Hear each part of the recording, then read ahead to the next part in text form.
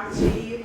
Estamos aqui com mais um Bora Prosperar, um programa que não vai falar somente sobre finanças, vai falar sobre crescimento pessoal, sobre crescimento financeiro, sobre família, sobre trabalho, empreendedorismo, vida. E antes de eu começar o programa de hoje, trazer a nossa convidada, eu queria primeiro agradecer a todas as pessoas que estão conosco, que estão participando do programa. Recebemos muitas mensagens. Deixar um recadinho para vocês, podem pedir música para o próximo programa, que eu coloco aqui, atendendo a pedidos e digo da onde está vindo a música. E eu queria falar uma coisa importante para vocês, assim. O nosso programa está criando uma conexão, né, com os nossos telespectadores, criando um caminho de prosperidade. E eu tenho que agradecer. Mas quando a gente fala de prosperidade, a gente fala também sobre comportamentos, né, e desafios que a gente passa no nosso dia a dia. E muitas vezes a gente faz um consumo, a gente compra um produto, a gente toma uma atitude que é emocional. Ela não é uma atitude com planejamento. Às vezes é porque a gente está triste, porque está feliz, porque está chateado. E por que eu estou falando isso? Isso já aconteceu comigo. Eu já comprei um carro porque eu briguei com meu marido. Aí você fala assim, mentira, Paty, verdade. Briguei com o meu marido. No dia seguinte eu cheguei no trabalho e falei para os meus amigos, vou comprar um carro hoje. E aí eles falaram, você tá doida? Eu falei, vou comprar. Só tenho carteira, não sei nada de carro, não entendo de carro, de motor, de nada. Catei 2 amigos pelo braço, falei, vocês vão comigo. E aí eu fui lá, comprei um carro, cheguei em casa e falei, meu marido, comprei um carro. Ele, como assim, Patrícia? Assim, comprei o carro, agora cada um tem o seu carro. E a gente não tinha brigado, porque tipo, ele falou, o carro é meu, não, nada disso. Porque a gente nunca teve essa questão. Nós brigamos porque eu disse que não tinha usado o carro, mas vocês sabem, carro de pobre pede a gasolina depois que usa, né? Mas eu falei, não usei o carro, menti, né? Falando que não tinha usado o carro. E a gente brigou, porque exatamente eu havia mentido para ele, né? De uma situação que não tinha como não ver que o carro tinha sido usado. E aí eu falei, fiquei com raiva, fiquei muito chateada e falei, não vou mais passar por isso, não quero dar satisfação no que eu faço. Fui lá, comprei um carro no dia seguinte. Maravilha, agora eu sou rica, financiei em 60 milhões de vezes, só que carro precisa de quê? Pagar prestação, pneu. Aí eu coloquei kit gás, seguro, porque a gente vive numa cidade que a gente precisa de seguro, gasolina. E aí só foi o quê? Aumentando, mas aí lembra daquelas parcelinhas, né? Vou comprar em 5 vezes, 10 vezes, não sei quantas vezes, foi tudo parcelado. Chegou uma hora que explodiu. E aí por que eu estou falando isso? Exatamente porque o que eu passei, eu sei que muitas pessoas passam, né? De ir no emocional, eu estou chateado porque eu me aborreci no meu trabalho, eu tomei uma bronca, eu tive que dar uma bronca em alguém da minha equipe, e aí eu vou lá e passo na porta do shopping. Passei na porta do shopping, vou entrar, vou dar uma olhadinha, adorei aquela bolsa, adorei aquela camisa, adorei aquele sapato, e vou comprando porque eu estou chateada. Só que no dia seguinte eu já me arrependi, obviamente, do que eu fiz, né? No dia seguinte, nos dias seguintes, nos outros dias, a conta ela chega, né? A facilidade que a gente tem de poder utilizar o nosso nome, a nossa linha de crédito, o nosso cartão, faz com que a gente vá fazendo isso muitas vezes sem pensar. E chega uma hora que a nossa situação ela embola completamente. Então, assim, prosperidade também é falar sobre esses comportamentos, sobre esses sentimentos, porque isso é um sentimento. O sentimento de estar chateada porque eu tive uma briga e falei, agora ninguém manda em mim, vou lá e vou comprar, acontece com muita gente, né? Agora eu vou lá e vou resolver, vou trocar de carro, vou trocar de roupa, vou trocar de bolsa, de sapato, do que for. Só que muitas vezes, quando chega daqui a alguns anos, talvez você quisesse comprar uma casa própria. E não tem mais como porque já está todo endividado com coisas pequenas que poderiam ter sido compradas também, mas não todas de uma única vez, não por um impulso, não porque estava chateado, não por uma emoção. Então, assim, o Bora Prosperar, ele vem exatamente nesse pensamento de eu aqui estou compartilhando uma história com vocês vão compartilhar essa história com outras pessoas, e aí a gente já fala assim, olha, já ouvi falar sobre isso, estou chateado, não, mas eu não vou entrar agora no shopping, eu não vou passar nessa loja, eu não vou comprar nesse momento, eu realmente preciso, tenho que passar lá nessa quantidade de vezes, e aí a gente vai mudando gradativamente o nosso comportamento. Então hoje a gente está aqui para conversar mais um pouco sobre prosperidade, mais um pouco sobre histórias de crescimento, mas daqui a pouco, depois da gente ouvir essa primeira música. E a música que a gente vai ouvir agora, ela é um pedido, né? Ela veio de bem longe, bem distante, ela veio de New York e é Preta Demais, da Tássia Reis, um pedido da Inês Ferreira, lá de Nova York. Bota a música, DJ! Alô, ouvintes da Rádio Tropical Web Brasil. O meu nome é Vanessa Navarro, eu sou advogada, eu vivo em Portugal e eu vim aqui oferecer para vocês os nossos serviços advocatícios. Nós trabalhamos ajudando investidores e empresários que queiram trazer a sua empresa para Portugal através do visto Gold. Essas pessoas podem fazer investimento em fundos e nós tratamos de todo o processo para a obtenção do visto Gold, inclusive para a sua família, esposa, filhos que queiram vir viver em Portugal, ou se não quiserem viver, que se quiserem apenas investir em Portugal, na compra de imóveis, na construção, restauração, remodelação de imóveis. O nosso escritório conta com parceria de empresas de engenharia, consultores imobiliários e toda a equipe necessária, inclusive pessoas intermediárias de crédito em bancos, pessoas que podem conseguir financiamento para vocês. Então nós tratamos de todo o processo. Contem conosco, inclusive para obter a nacionalidade portuguesa, tá? E sigam o nosso perfil no Instagram, LinkedIn e Facebook, VN Advocacia PT. Obrigada.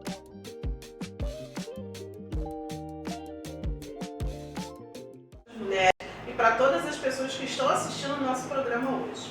E para a gente começar, né, nós tivemos aqui anteriormente, né, a Marcele Oliver, a Jéssica, né, e continuando nessa trajetória de história, de legado,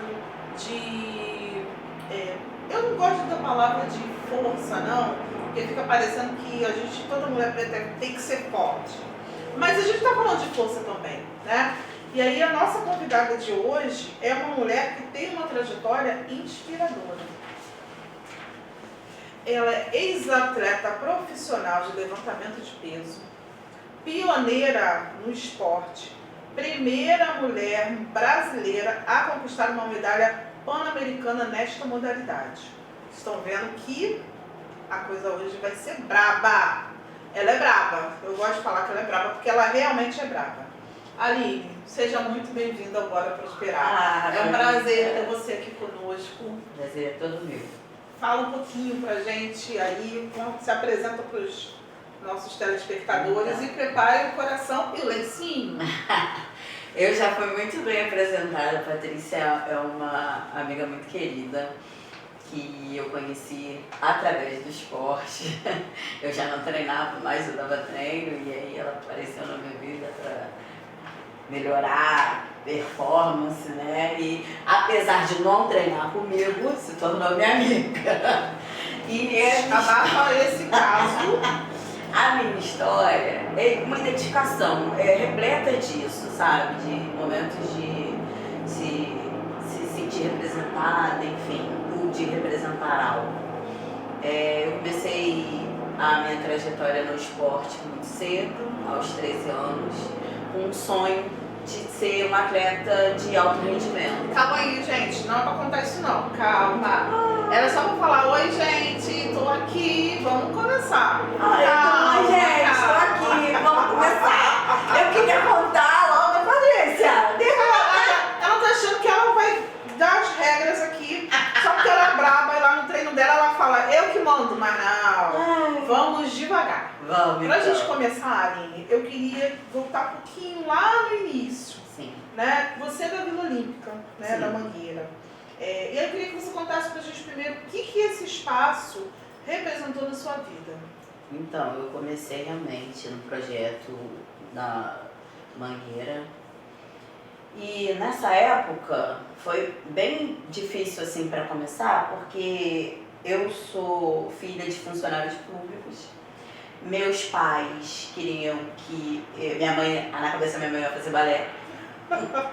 E meus pais tinham uma preocupação muito grande com a minha educação. E eu estudava em colégio particular, enfim. E nessa escola, eles me levaram para um campeonato. Nesse campeonato, eu tive um destaque, fui campeã intercolegial, grupo. E aí, vários clubes me chamaram para treinar, eu lembro disso na época. Só que a Mangueira eu sou vizinha da Mangueira, entendeu? É um projeto que está na minha vida desde que eu me conheço por gente. Eu vi o projeto crescer, eu vi a obra que foi feita, eu vi as melhorias que fizeram na minha rua. E eu costumo dizer que eu sou prova viva de que esse projeto dá certo. Tá? E aí foi onde eu me descobri atleta e eu me deslanchei assim, o mundo abriu para mim. Aos 3 anos eu fiz minha primeira viagem internacional graças ao esporte. E aí eu não parei, né? Sigo fazendo minhas viagens, sigo fazendo. E o esporte, mas a Vila Olímpica, ela é fundamental, foi e é fundamental na minha trajetória, porque eu digo que é ainda, apesar de eu não estar diretamente ligada à Vila Olímpica. Meu filho é atleta da Vila Olímpica, ele compete pela Mangueira, e eu falo, para vocês terem, como eu costumo dizer, é um projeto que dá certo. Eu fui atleta, meu filho é atleta, passou pela minha família, sabe? Isso é... Fazer parte de uma política pública de qualidade é fundamental. E é legal você falar, porque assim, embora você fosse aluna de escola pública, de escola particular, né, você passou por um projeto social, vamos dizer assim, sim, né, que fez toda a diferença na sua vida.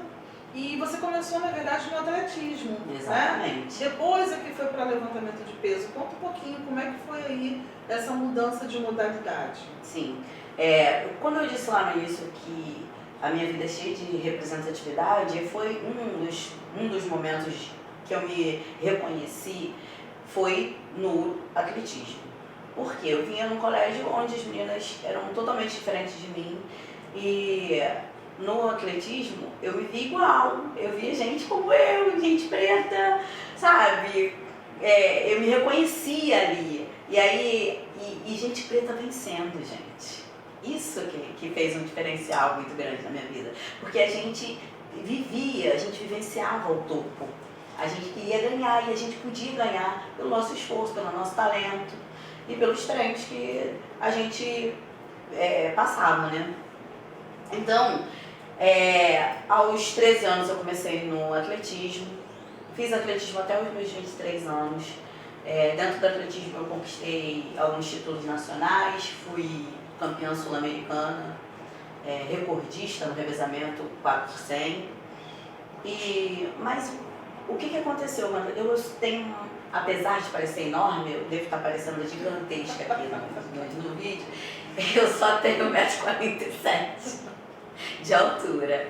E pro atletismo ficava bem justo, gente, porque as meninas são bem grandes, são bem altas, pernas muito compridas, e por mais que eu me esforçasse, eu tinha essa limitação de estatura.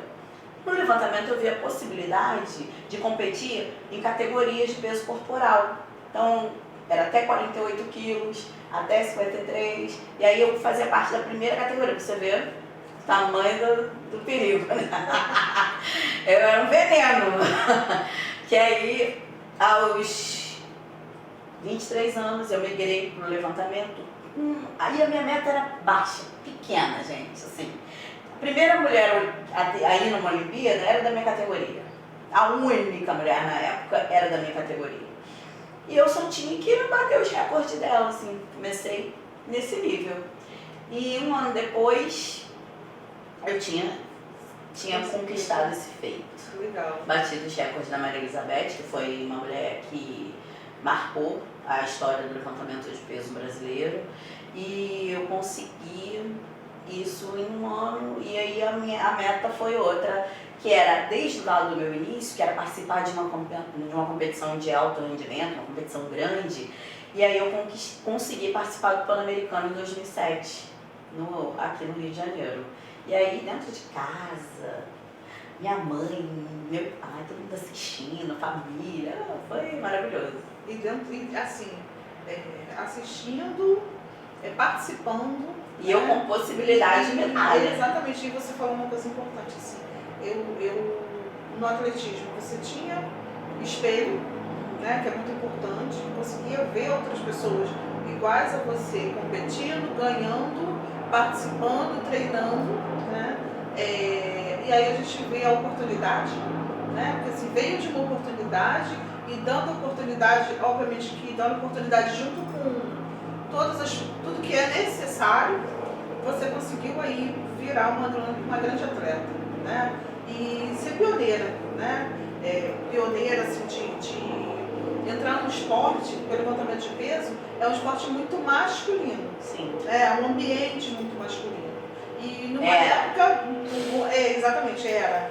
Numa época mais anterior, que a gente já tinha muitas questões do machismo, sim, né? Como que foi para você ocupar esse espaço e como foi para você se destacar ali, então, ocupando esse espaço? Tem uma coisa que é contra-resultado no argumento, que o esporte ele vivencia muito isso, né? E eu sou a prova viva disso. Porque nessa época a gente foi treinar num clube, Santa Luzia, que era no centro da cidade. E nesse clube eram só os senhores, eles contavam as histórias, assim, de quando eles eram mais novos, dos brasileiros, que eles iam de campeonatos, enfim. E aí chega um bando de menina treinando. Uma aparência, gente, aparentemente eu não tenho uma aparência de uma pessoa forte, musculosa. Só que o levantamento de peso tem isso, graças a Deus. Não fica com uma aparência gigantesca, não. Como é dividido por categoria, então você mantém seu peso corporal, enfim. E a gente aparentemente era frágil, né? Porém, tinha muita força dentro dessa fragilidade aparente. E as meninas começaram a se destacar, eu fui uma delas. Eles olhavam a gente meio de rabo de olho, não queriam a nossa presença, mas diante das idas aos campeonatos e as voltas com as medalhas, os resultados positivos, eles foram aceitando, já não, aí começavam a respeitar a gente, aí abriu espaço, aí queriam que a gente contasse as nossas histórias. E a gente conquistou isso também com muita leveza, a gente levou isso de uma forma bem leve, porque hoje ainda se fala em machismo, imagina há 20 anos atrás, sabe, dentro de um ambiente de homens mais velhos, imagina, é uma geração totalmente diferente. E a gente quebrou vários paradigmas, um deles foi na própria família, porque muitas vezes a família não queria que você, não entendia o esporte. Hoje, na minha família, 4 pessoas levantaram peso depois que eu competi, né, que eu comecei. E aí, a visão do peso hoje é totalmente diferente daqueles que viam na minha época, de não ir no campeonato. Ninguém quer ver ele fazendo isso, ninguém queria ver. Hoje em dia não vai ter campeonato aí, todo mundo de frente para a televisão vendo o Jorge levantar peso, que é uma coisa, ele foi campeão, eu também fui. Eu lembro quando ele levantou os primeiros 70 quilos dele, a minha mãe, mas ele levantou 70, mas eu também, você nem ligou. Mas aí eu brinco, mas que hoje a gente quebrou esses paradigmas, aí eu trabalho num projeto social. E nesse projeto, o maior número de praticantes são meninas, são mulheres. E eu fico muito orgulhosa disso. Talvez, mais ainda, porque somos 2 mulheres dando treino. Maravilha. Somos 2 treinadoras. A gente pode dizer que que a Angela Davis fala, né? Quando uma mulher teve esse movimento, ela movimenta todos Ela à sua não volta. aguenta. Porque o seu movimento fez com que pessoas da sua família Claro. fossem praticar o levantamento de peso, mais meninas viessem, né, no esporte. Assim, a gente sabe que em alguns momentos você teve que se impor, né? Em alguns momentos você teve que... Mas essa imposição, como você falou, foi leve, porque foi com resultado, Exatamente. mostrando o resultado, Exatamente. mostrando o meu trabalho, mostrando o que eu posso fazer e ser reconhecida por isso. Eu acho que quando a gente mostra esse reconhecimento com o nosso trabalho, e aí obviamente eu não estou falando que não existam barreiras, porque existem, até mesmo às vezes para a gente conseguir chegar lá, tem até uma sabotagem por trás. Somos mulheres negras. Exatamente, existe, mas quando a gente chega isso é muito importante. Porque esse topo não é ocupado só por você, Não. é ocupado por todas as mulheres que vieram antes e as que ainda virão. Estão por vir. Estão por vir para chegar nesse outro, Exatamente. né? E aí, assim, essa conquista histórica da medalha pan-americana, o que passou na sua cabeça naquele momento? Então, seria uma hipocrisia da minha parte não contar para vocês agora, acho que eu estou revelando pela primeira vez, assim, que eu não pensava nisso. A gente treinava pensando nisso, a gente treinava pensando que uma seria a primeira a levantar mais de 100 quilos e que a gente ia contar essa história, que a outra ia ser a primeira a fazer mais de 100 quilos no arranco, outra mais de 100 quilos no arremesso, outra mais de 100 quilos. E a gente queria mesmo entrar para a história, a gente queria ser história. E acho que foi uma geração que conseguiu mudar, era uma geração de meninas, de mulheres, que queriam realmente se colocar na história, sabe? Mostrar que as mulheres também faziam e que faziam muito bem, e que faziam diferente dos homens, obviamente. Porque foi com muita leveza, foi com muita sutileza. Eu lembro que os meninos, muitos meninos, eles competiam, ficavam lá, eu acabei, tô cansado. A gente competia, a gente estava eufórica, a gente queria comemorar, a gente queria descer pra dançar, a gente queria, sabe, se divertir, porque eu só fiz, e é isso que eu quero que as pessoas entendam, eu fiz de uma forma alegre. Tudo na minha vida tem alegria, sabe? Tem felicidade. Eu trabalho com felicidade, eu no treino, acordo cedo, monto o treino, vou trabalhar feliz. Os meus atletas, eles se sentem felizes treinando. Essa semana mesmo a gente estava brincando. Mentira, gente. Mentira! Mentira! É a gente fica quase morrendo lá. É verdade, não, cara. Brincadeira E o pós é uma alegria. O pós é uma maravilha. Não, essa semana mesmo, eles estavam lá brincando, eu sou a primeira a incentivar, eu sou uma mulher, entro no meio deles, aí era barra, aí fiz barra, eles eufóricos, brincando, e é isso, eu tento incentivar, tento deixar claro que o treino é duro, treinar levantamento de peso é árduo, mas que a gente pode ser feliz, ter felicidade nesses momentos, mesmo sendo difícil. Então, gente, meu filho faz levantamento, você imagina, se fosse uma coisa ruim, não deixava meu filho fazer, né? Pô, vai deixar o filho, não é meu filho. Não, meu filho não vai treinar, não. Mas no início eu falei, ele não vai treinar. Aí ele não me obedeceu. Porque filho, gente, tem esse negócio de ser um pedaço nosso com uma autonomia, né? Eles são dentro da própria, não faz o que a gente quer, não. E aí ele foi levantar peso, porque por mim, não precisa, eu já fiz isso. Aí ele foi lá, levantou. Mas acho que é exemplo, gente. Por mais que eu falasse, ele me via vibrando, ele viveu as minhas alegrias, sabe? E eu fui muito mais feliz do que triste no esporte. E acho que é por isso que esse legado, o legado é real, ele fica. E é por isso que sai arrastando tanta gente para levantar peso. Eu acho que assim, você falou a gente pensava que a gente ia conseguir. E quando conseguiu, comemorou essa vitória. Né? Porque às vezes a gente não comemora as nossas vitórias. A gente não pensa, fala assim, não, ou nem acredita que conseguiu, fala assim, não, ou não dá o valor. Não valoriza. O devido valor. Mas a gente valoriza. Sim, a gente valoriza. A gente valoriza cada conquista, a gente comemora. Exatamente. E é isso que eu acho que, por isso que a gente gosta sempre de se reunir. Sim. Porque eu acho que, eu brinco não, mas é real, dentro da minha família, com qualquer conquista, gente, ela tem que ser comemorada. Aí eu pego meu filho, eu pego minha mãe, vamos sentar ali, vamos. Porque às vezes é uma coisa que para os outros não tem valor. Mas para mim foi duro, sabe? Foi sacrificante, teve noites de sono perdida, teve dias, teve suor. E aí eu acho que vale a pena a gente comemorar assim cada vitória, cada conquista. O corpo reclamando, por menor que seja. Dores no corpo que a gente nem sabia. Exatamente, meu Deus, acordando com dificuldade para sentar.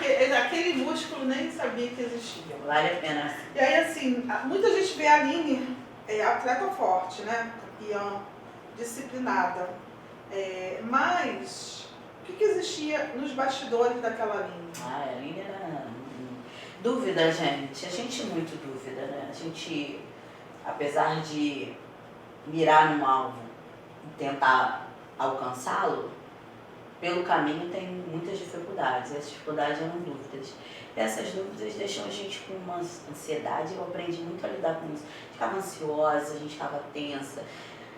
Mas, Paty, o que eu lembro de a cada campeonato que tinha, assim, minha família já sabia, porque eu sou muito falante. E aí quando tinha um campeonato eu ficava mais reservada. Era de me reencontrar, de buscar a minha alegria. Toda vez que eu tinha medo,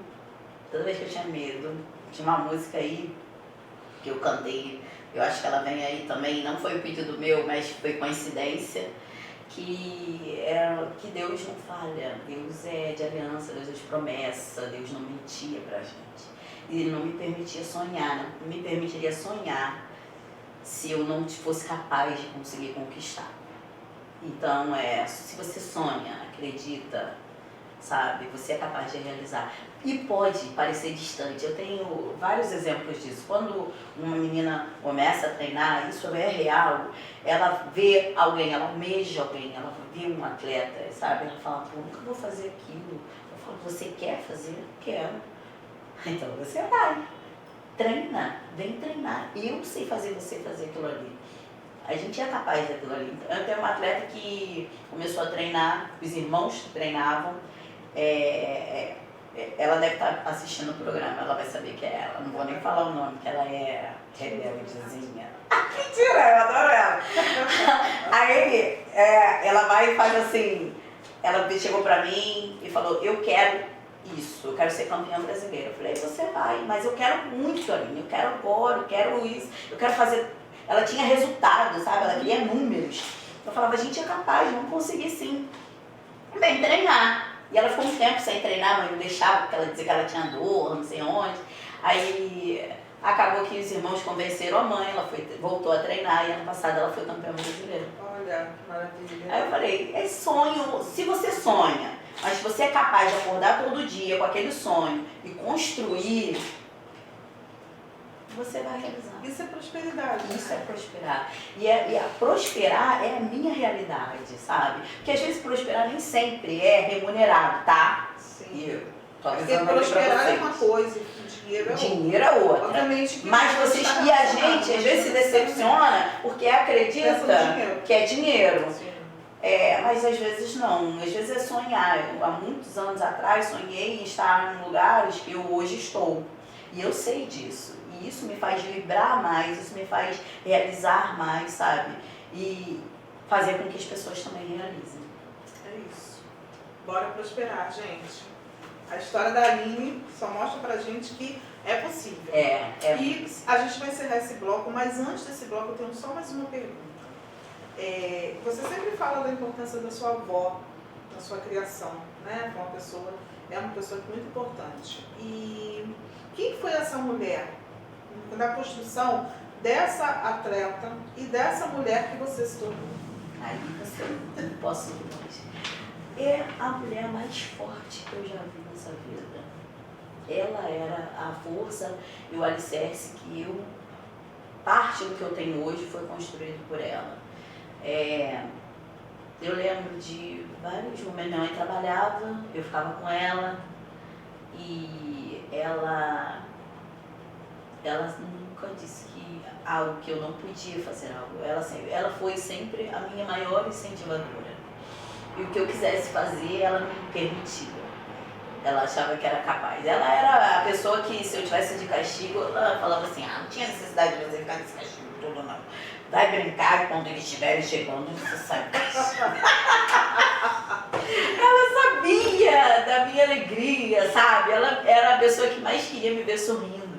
E ela sabe que quando eu estou sorrindo, eu estou feliz, assim, eu estou vibrando bem e eu estou construindo. Eu não sei construir quando eu estou triste, não. Eu sou melhor quando eu estou feliz. E ela era a pessoa que me permitia ser mais feliz, assim, sabe? Ao lado dela eu era muito feliz. A gente viajava junto, a gente brincava. Eu lembro dela brincando. Outro dia eu estava falando lá em casa dos caquinhos que a gente tem no chão, que ela mandava a gente ficar sarriada no chão fazendo pro Natal, porque ela queria Natal o piso no chão. E aí eu não falo, eu tenho minha memória afetiva com ele, eu vou revitalizá-lo, mas eu não vou tirar ele daqui não. Ainda mais agora que ele está em alta, é vintage, eu não tiro. Que são memórias, gente, e ela deixou o legado, ela me deixou ser forte, ela me permitiu ser forte, ela me permitiu acreditar em mim.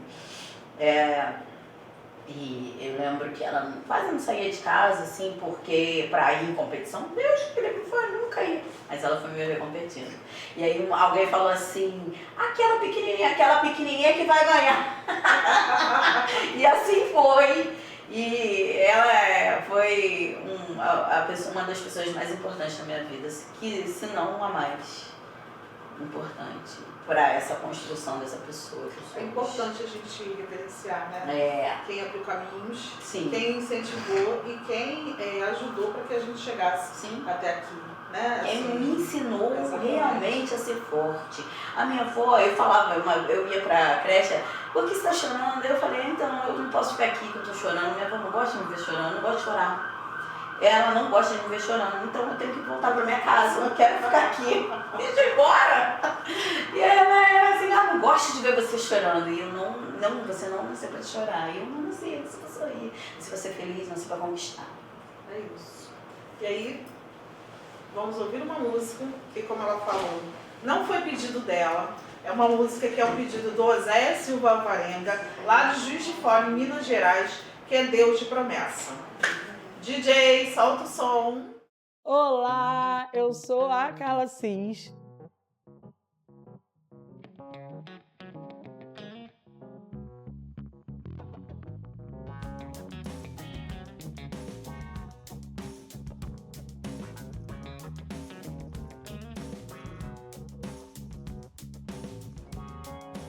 A responsável empreendedora por esse espaço, que aparentemente está começando agora, mas eu já comecei essa profissão há algum tempo atrás, alguns anos atrás, na verdade, quando eu desisti da minha profissão de enfermagem, de gestora ambiental, e comecei a empreender na estética, fazendo atendimento em domicílios, e comecei com um espaço depois pequenininho, quando entrou a pandemia, logo depois um pouquinho maior, e hoje eu estou nesse espaço oferecendo vários outros serviços.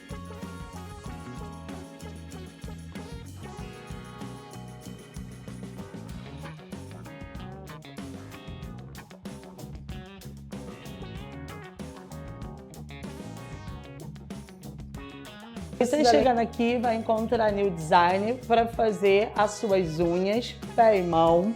Aqui também vai ter o serviço de depilação, alguns dias com a parceria com a Rosângela, outros dias vocês vão estar comigo também para essa depilação. E você vai estar comigo para fazer o seu tratamento corporal e facial.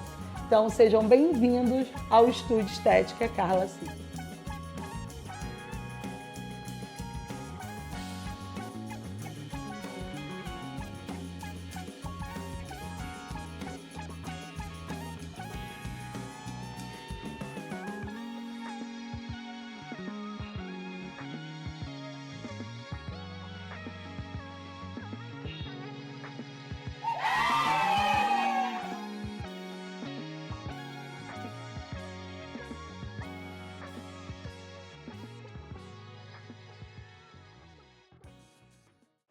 Voltamos. Que bloco, hein, gente? Emocionante, né? Falar de avó é sempre muito emocionante. Eu tive muito pouco tempo, só uma das avós, né? Mas quando eu vejo as histórias que os meus amigos contam das suas avós, é como se eu estivesse vivendo um pouquinho também daquela história. Então eu sempre gosto de falar das avós. E aí, vamos agora para o terceiro bloco, a gente vai falar um pouquinho sobre o esporte, né? Sobre a profissão da Aline. E aí, dentro dessa trajetória da Aline, tem um episódio muito marcante, que poderia ter sido, um episódio de dor, mas que poderia ter sido ali o fim da profissão da Aline, da carreira da Aline, que foi quando ela bateu o recorde brasileiro e logo depois sofreu uma séria lesão no joelho. E como é que foi, Aline, para você viver esse momento emocionalmente? Então, foi um dos momentos mais difíceis da minha vida. Foi num momento que eu estava muito feliz por estar realizando um sonho meu, um objetivo, que era participar do Pan-Americano, estar ao lado de ídolos e com chance real de medalha, né? E aí eu fui para minha competição confiante, apesar de ter vivido um processo difícil para chegar até ali, tinha muitas dores, os treinos eram muito pesados e a gente tinha um estresse muito grande naquele momento, a gente não tinha participado de nenhuma competição no ano. Essa foi a competição que ou ela ia ser incrível ou a gente, até para se avaliar em si, de fato. E aí o PAN chegou no dia 14 de julho, no dia do aniversário do meu afilhado, um dia antes do aniversário da minha tia. E eu queria dar esse presente para minha família, né?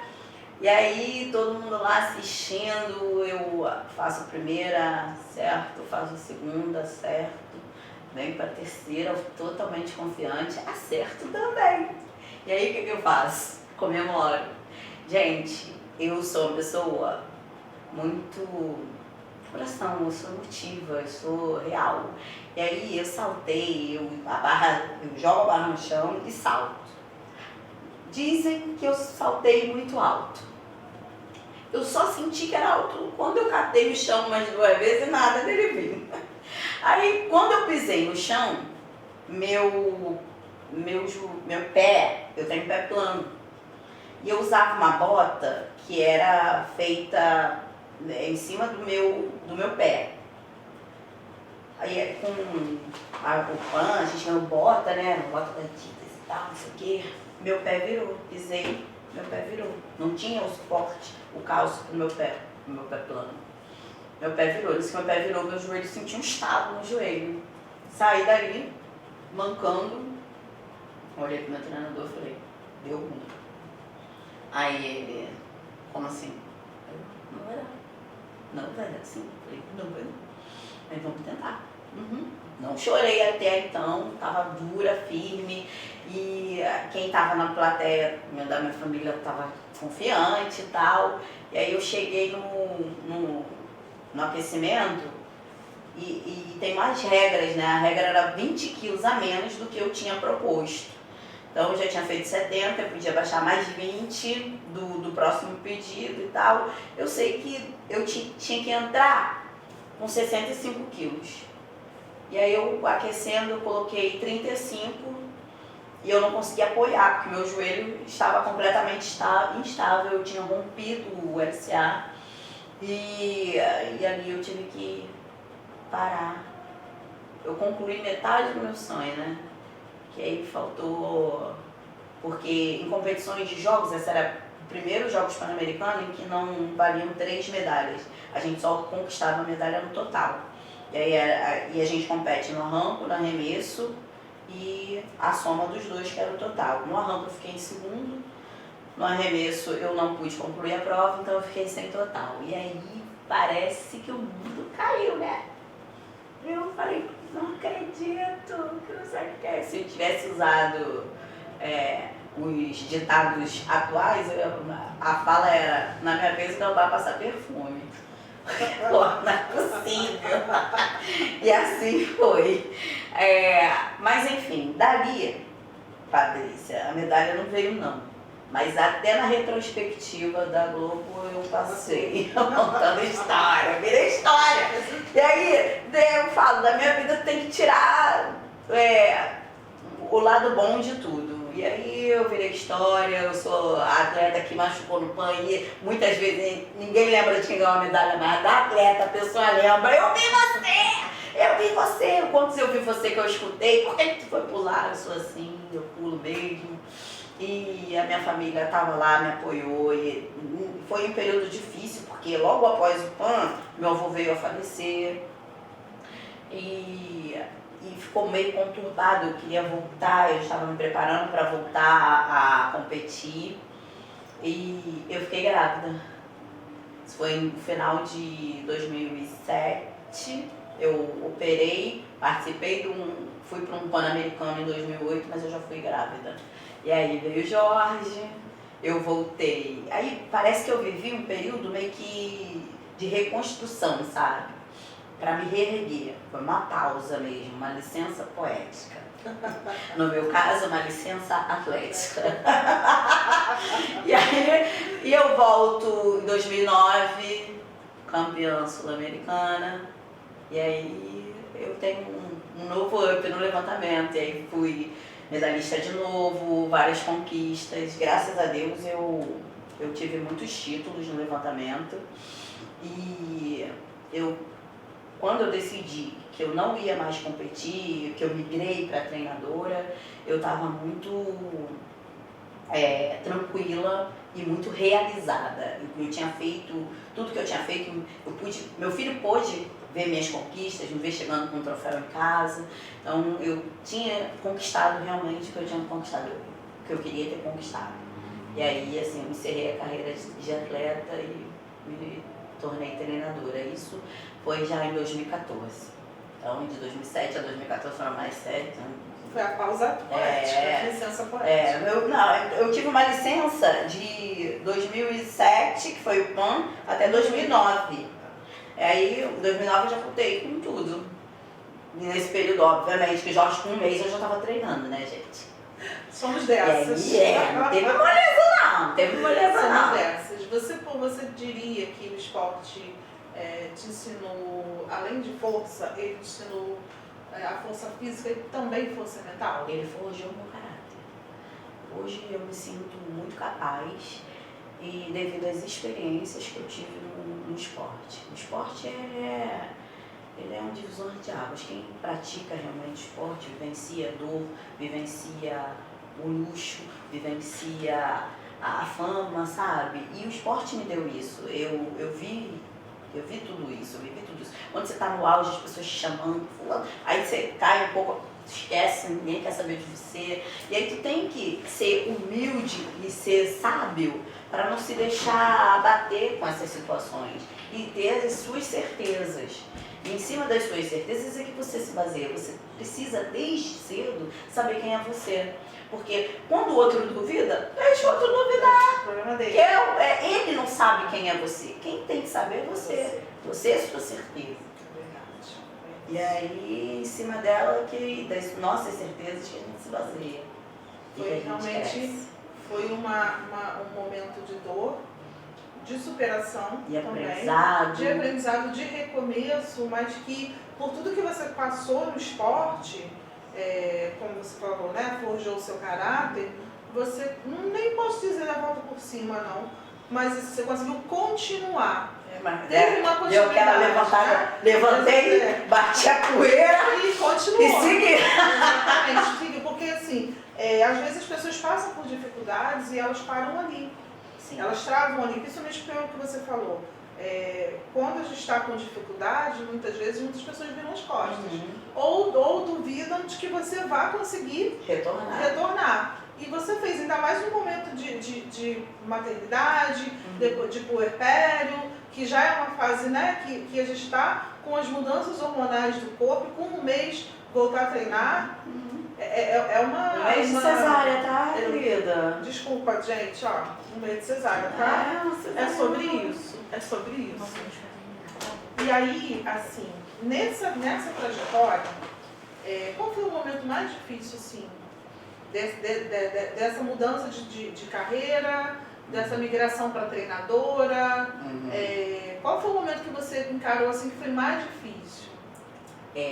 Quando eu deixei de dar treino de alto rendimento, eu parei de trabalhar na confederação e comecei do nada, porque quando você me conheceu, eu tinha uma carreira sólida dentro do levantamento de peso, mas que por algumas demandas, algumas dificuldades,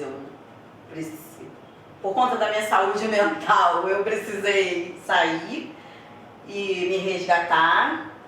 E aí, quando você se encontra fora do teu ambiente, fora do teu habitat, você fala, será que eu sou... Você se coloca à prova, né? Sou mesmo capaz? E aí eu encontrei pessoas, cara, quando você trabalha bem, quando você não tem... você está fortemente estruturada, e sabe do que você está fazendo, sabe o que você está falando,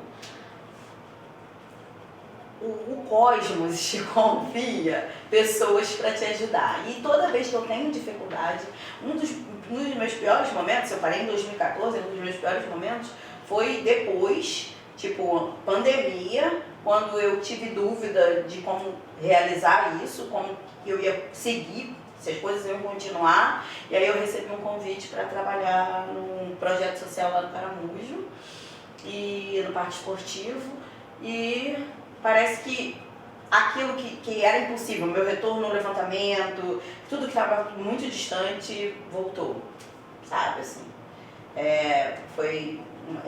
A história é esquisita, assim, de te contar, mas foi exatamente o que aconteceu. Quando a gente estava vivendo o maior medo da humanidade, né? De todo mundo. Eu recebi um convite do Saúl, ele falou pra mim, quer vir treinar e tal. Minha amiga me mandou mensagem, eu dividi com ela essa dificuldade, se eu dava a resposta positiva ou não. E ela amava, vamos, não é isso que você gosta. Enfim, e estou até hoje, são 6 anos de projeto. Hoje a gente tem um clube, o Atlético Clube Niterói, no qual eu sou vice-presidente. E os atletas estão desenvolvendo, a gente está avançando. Mas o pior momento, eu acho, foi a pandemia mesmo. A gente estava perdido, né? Sem saber o que exatamente, ainda mais pra quem eu não era CLT, eu tava, sabe, eu não sabia se os alunos, quando voltassem, eles iam querer treinar, o que eles estavam buscando. Aí foi um momento muito difícil. E também um momento de muitas perdas, né? Não perdas só financeiras, sim, mas de pessoas, afetivas, de pessoas próximas, e que também tudo isso movimentou, né? E aí a gente vai daqui a pouco para o encerramento do nosso bloco. Eu ouvi uma mas a gente vai ouvir uma música. E, gente, assim, as músicas não são escolhidas pelos convidados. Elas são escolhidas pelos ouvintes que mandam mensagem e a gente escolhe algumas para colocar. Eu acho que ela poderia fazer. Eu acho que, assim, até porque o convidado ainda não sabe sobre o que eu vou perguntar. Mas elas acabam casando, né? Acabam vindo. E a gente vai ouvir uma música agora do Oswaldo Montenegro, que é A Vida Quis Assim, que é um pedido da Carla Revé, lá de Brasília, no Distrito Federal, e que tem um pouco a ver com essa história aí que a gente falou. Vamos ouvir, gente? A gente tem uma troca muito grande, às vezes é muito comum, assim, na hora de dormir, ao invés da gente dormir, a gente deitar lá e ficar conversando sobre o que vai fazer, como gostaria, sobre um movimento. A gente debate muita coisa. A parte ruim é que um atleta come pra caramba, falência financeira, porque tá sempre comendo, um cuidado muito grande com a dieta, uma atenção muito especial para isso. É caro, ser atleta é caro, né? Ser atleta tem custo de calçado,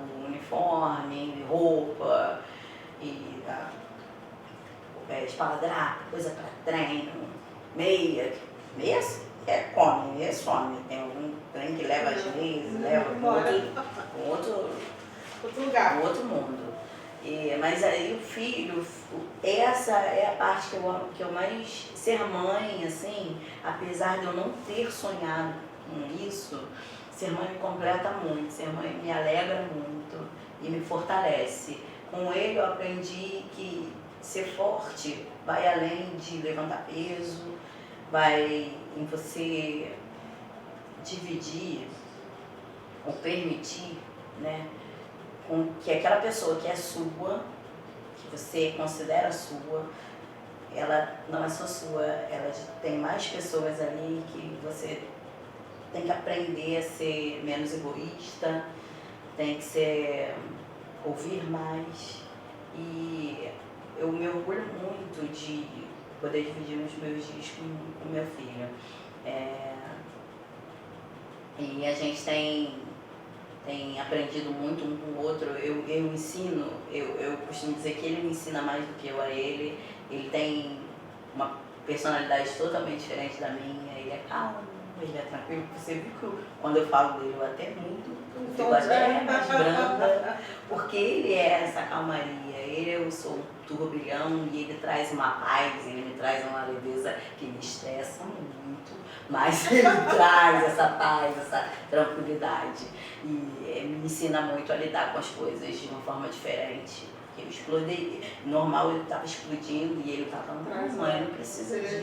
Né? Ele é muito mais sereno, sabe? E apaziguador, mediador de conflito. Ele dá aula dessa questão de conflito. São várias batalhas que eu nem enfrento porque ele me ensina. Vamos conversar, Jorge.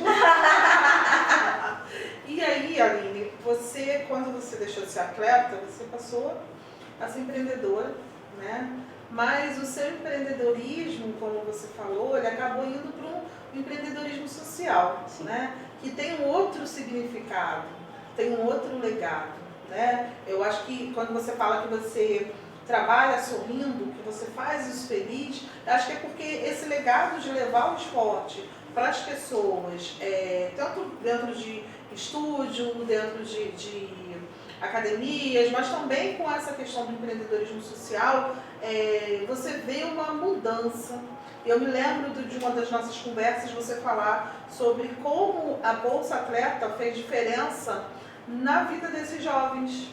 Né? Porque não foi só uma questão de colocar comida dentro de casa, porque é um valor de uma bolsa, um valor considerável, mas também de mudança da família, da estrutura familiar, né? E eu me lembro também de você ter falado que você conseguiu, depois de muito tempo, de todo esse turbilhão de momentos, e que você tinha muitas viagens enquanto trabalho, mas viagens sua mesmo de empreendedora, de proprietária de uma empresa, de tirar férias, né, e curtir esse momento com o Jorge, ele veio depois de um tempo. Conta pra gente só um pouquinho sobre isso, e aí, pra gente encerrar. Graças a muita conversa com você, Paty, muita troca, muita mentoria, eu consegui organizar e ter esse momento com o Jorge, poder viajar, porque até então, todo ano agora eu consigo tirar uma semana, que geralmente é a semana do meu aniversário, para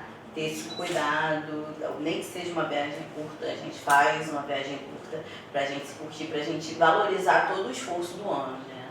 E porque eu vivi a fala de que o atleta não tira férias. O atleta tira férias sim, vai tirar, uma semana mas vai, porque eu vou tirar, eu sou treinadora. Então se a treinadora vai tirar, os meus atletas também vão tirar. E eu aprendi que é importante esse momento de se desligar, sabe, de aliviar os pensamentos, de você perceber que todo sacrifício, que toda luta, que aquela correria do dia a dia, dar essa desacelerada é importante, sabe? É um reencontro com você, é uma pausa, é um momento necessário. Então, conseguir me organizar financeiramente para isso foi mentoria atrás de mentoria. Mas eu acho que o mais importante foi a mudança do pensamento Sim, e da atitude sim, para que você pudesse entender que o tirar férias é um direito seu. verdade. Né? Eu acho que a prosperidade maior que veio ali foi esse entendimento de que eu posso, eu tenho direito e eu mereço. Né? Eu sempre brinco e falo assim, que por merecer você merece, mas não precisa ser parcelado 12 vezes no cartão. Exatamente. Mas brincadeiras à parte, é aquele do eu mereço do ter direito, eu enquanto mãe, enquanto empreendedora, enquanto mulher preta, tenho direito de ter esse momento de pausa, de descansar. Né? Mas, gente, chegamos ao fim. Aline, já fica o convite para um próximo bate-papo, porque são muitas coisas que a gente pode conversar. Eu queria agradecer a sua presença aqui. Eu sei que dá uma pausa no trabalho para vir aqui conversar com a gente na agenda, né, de corrida. Tô chegando, hein? Vou dar aula agora. Não é muito simples, então assim, muito obrigada. Foi muito importante a isso. sua presença aqui. E eu espero, pessoal, que vocês tenham gostado. E bora prosperar. Semana que vem a gente está aqui de novo com mais uma história, com mais um pouco de conhecimento, de legado, de história de prosperidade. Estou te esperando, hein?